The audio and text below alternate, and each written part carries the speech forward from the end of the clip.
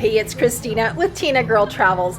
Keith and I came to Quebec City on our honeymoon 28 years ago, and we always said we would come back, and here we are. This city is fantastic, so romantic, so full of history and beautiful architecture. Today, I'm going to show you the funicular that takes you from Lower Quebec City to what's considered Upper Quebec City at the foot of the Fairmont Le Chateau Frontenac. The stairs that we're taking down to the lower part of the city are famously known as breakneck steps. They are the oldest steps in Quebec City, dating back to the beginning of the French colony. It's a great place to take pictures of one of Canada's most picturesque streets, Rue de Petit Champlain. When you get to the bottom of the steps, you will be standing in front of the building housing the funicular. This building was built in 1683 and is called the Louis Joliet House. Louis Joliet was actually a fur trader in the 1600s. Let's head on inside and get our tickets to ride up. As you come inside the house, there's all kinds of souvenirs from clothing to keychains available. There's also an ATM, and they do sell some snacks and water as well. The funicular is open daily from 9 a.m. to 9 p.m. Spring, summer, and fall. Once the snow comes, it's closed. Tickets currently cost $3.75 per person per passage. So kids, get this, up to 117 centimeters tall, ride for free. I did the calculation for you, and that's just under 4 feet tall. So people in wheelchairs also ride for free. No bikes allowed, but guess what? Pets are allowed and have free access. So this funicular's history dates back to 1879 and originally used steam and water counterweights to run it. In 1907, it was converted to electricity. It's been rebuilt and redesigned several times over the years, with its last reconstruction being in 1998. This funicular is the only one of its kind in North America. Wow, from this vantage point you have a fabulous view of Lower Quebec City, the harbor, and the St. Lawrence River. So a little off topic, but these people in front of us are carrying the PacSafe Vibe 325. They're one of the best anti-theft bags around, and I actually have a video coming up shortly on that very bag.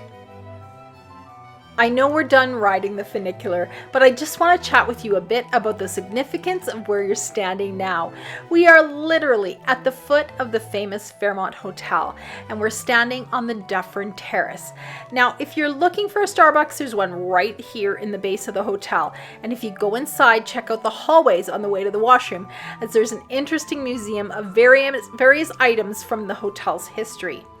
So see those glass skylights right there? Those are overlooking archaeological sites. Daily tours are offered, and I'll add a link to those in my description below.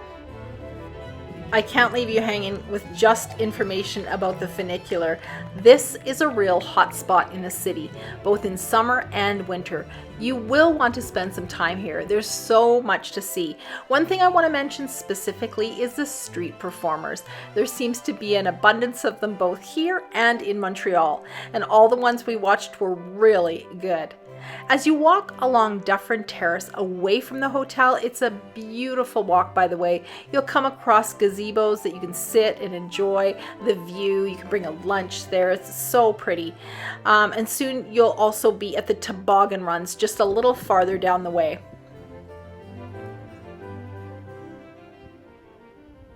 These are obviously open in the winter for you to enjoy. I'll see if I can find a link and I'll add it to the description below.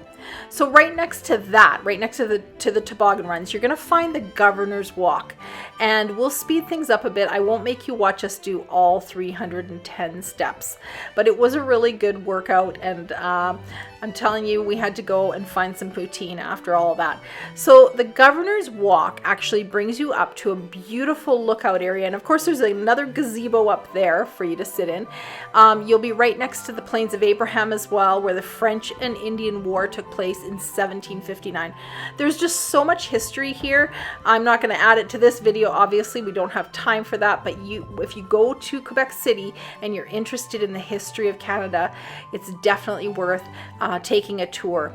So on the same property, you'll be on the grounds of the Citadel as well, which is an active military installation and the second official residence of the Governor General of Canada. And you know what? You can actually tour both the Citadel and the Governor General's residence.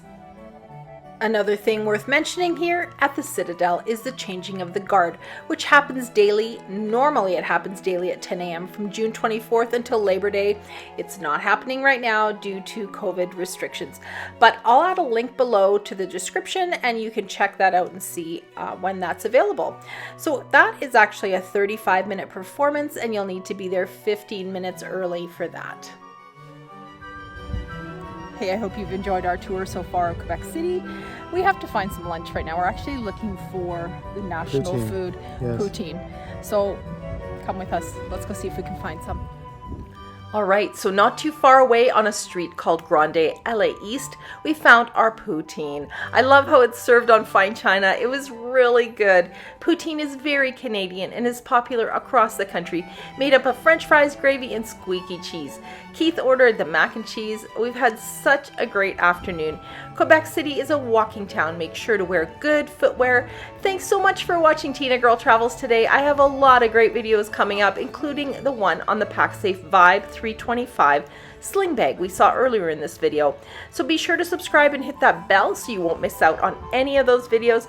I'll see you next time on Tinagirl Travels.